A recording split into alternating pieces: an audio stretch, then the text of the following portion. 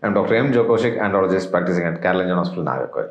So today we have a happy news. So this patient, he is actually 30 years old, and he came to us with azoospermia. And he had a non-obstructive azoospermia. His FSH is around 17.8 and LH is around 19. So with this, he came to us and we had done a pre-treatment, and first time we did a trial TCA procedure and we successfully retrieved the sperm. But the sperms we are not able to freeze, so we plan for a next direct IVF procedure. So micro TCA along with ICSI, that's what the procedure which was planned for them.